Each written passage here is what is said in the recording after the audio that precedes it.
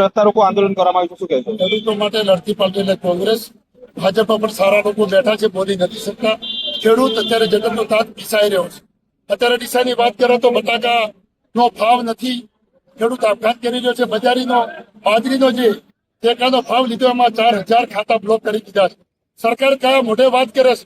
વીજપોલના ધાબળા નાખી દેવા, જયારે કોઈ વિરોધ પ્રદર્શન કરે ત્યારે એના પર ખોટા કેસ કરવા, પોલીસને આગળ થપ્પી, ખરેખર ખેડૂતોને ઘરે બેઠો બેઠો ડરી રહ્યો છે. આવી સરકારો ભૂતકાળમાં પણ નથી જોઈ. એટલે વિનંતી કરું છું, સરકાર જાગી જાઓ, કારણ કે હત્યાવીમાં આ સરકાર આ ખેડૂત તમને ઘર ભેળા કરી દેશે. તેમને ભગવાનનો ડર રાખો થોડો અને ખેડૂત બચાવો વિનંતી કરી. ગુજરાત પ્રદેશ કોંગ્રેસ દ્વારા ખેડૂતોના હિત માટે, ખેડૂતોના અધિકાર માટે લોકો દેખા બધા કાર્યક્રમ છે ડીસા ખાતે.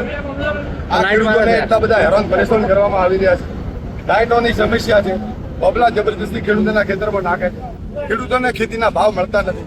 પાણીની એટલી બધી સમસ્યા છે. સરકાર તાનાશાહી, રસ્તા ન રોકીએ તો શું કરીએ? ખેડૂતોને જે મુશ્કેલીઓ પડી રહી છે, ખેડૂતોનો કોઈ સાંભળતો નથી. ખેડૂતોનો અવાજ કોંગ્રેસ બનવા જોઈએ. દરેક ખેડૂતોને કોંગ્રેસ સાથે રહી અને ન્યાય મેળવવા માટે મરવું પડે તો સાથે અમે ખેડૂતોના ભરશું. ખેડૂતોને ન્યાય અપાવીને જમશું. જય જવાન, જય કિસાન.